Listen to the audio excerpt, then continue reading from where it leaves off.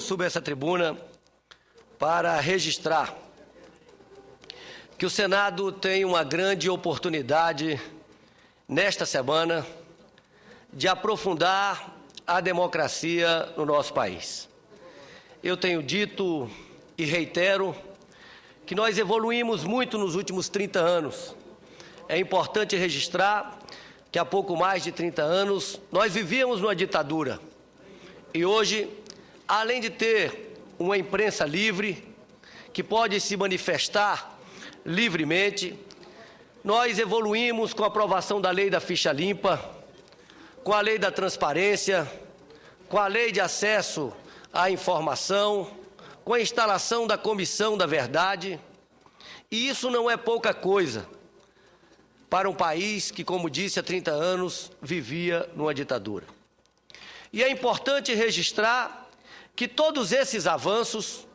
contaram com o apoio do Congresso Nacional, ou tiveram origem, alguns deles, no Congresso Nacional, a iniciativa foi de origem do Congresso Nacional, ou, como no caso da Lei da Ficha Limpa, a partir de uma grande mobilização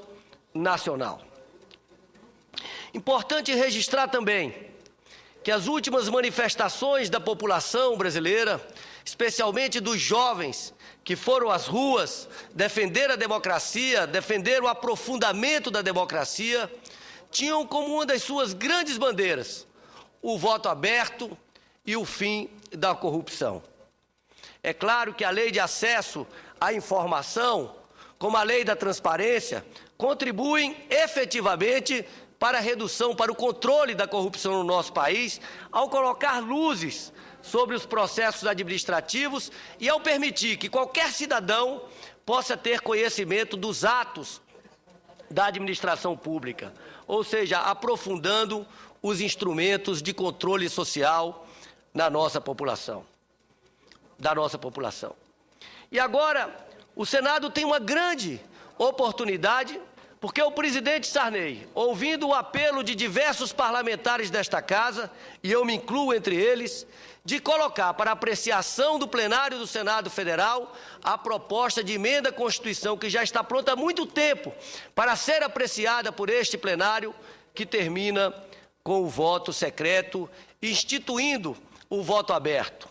Temos diversas proposições. Temos uma mais adiantada na Câmara dos Deputados, que já foi aprovada em primeiro turno, e que bom que a Câmara dos Deputados, respondendo a um estímulo do Senado Federal, esteja se adiantando e se articulando para votar em segundo turno a PEC do voto aberto naquela casa, o que permitiria que rapidamente este tema pudesse ser apreciado pelo plenário do Senado Federal. Mas temos aqui também duas proposições prontas para serem apreciadas e votadas pelo plenário do Senado Federal. Duas delas, de autoria dos senadores, do ex-senador Sérgio Cabral e do senador Álvaro Dias, que foram apensadas e que tem um substitutivo do senador Antônio Carlos Valadares, que abre todas as votações para governador de território, para presidentes e diretores do Banco Central, diretores, titulares de outros cargos que a lei determinar, chefes de missão diplomática de caráter permanente, perda de mandato parlamentar e rejeição de veto presidencial, e mantém o voto secreto apenas para aprovação de magistrados, ministros do Tribunal de Contas da União e Procurador-Geral da República. A outra, de autoria do senador Paulo Paim, torna aberto todas as alternativas, todas as votações no âmbito do Congresso Nacional, consagrando o voto aberto em todas as votações, que é o mesmo texto aprovado em primeiro turno pela Câmara dos Deputados. É importante, senhor presidente, que o Senado definitivamente se debruce sobre esse tema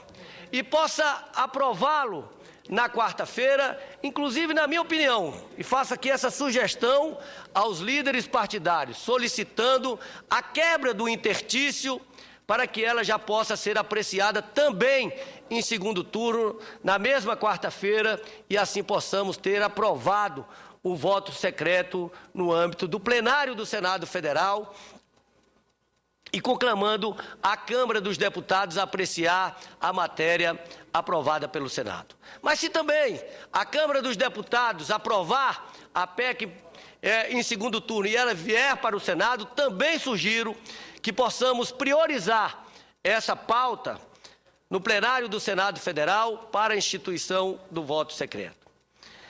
Agora, senhor presidente, senhoras e senhores parlamentares, conversando com alguns senadores, a gente percebe que há um sentimento majoritário de apoio ao voto secreto, embora alguns entendam que o voto secreto deva ser, como o caso do senador Paulo Paim, para todas as votações.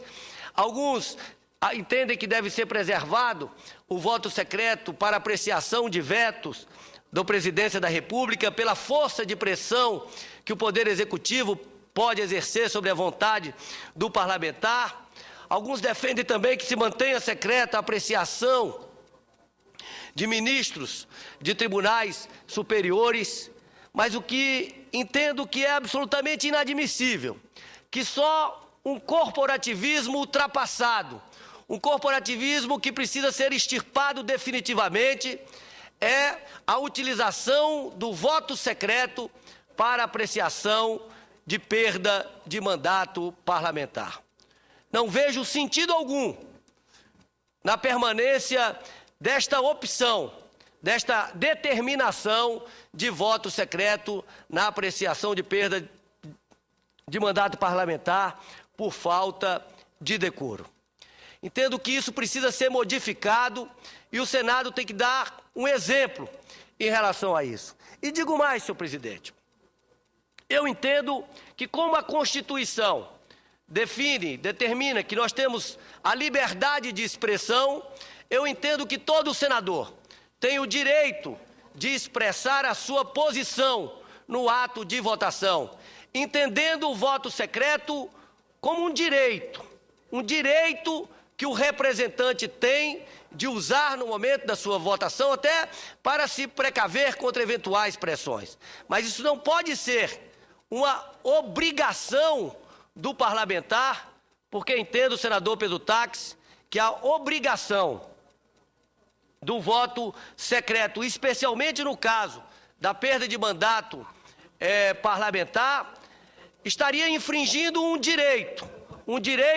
do senador, como representante da população, de expressar livremente a sua opinião, a sua posição, como expressa a Constituição.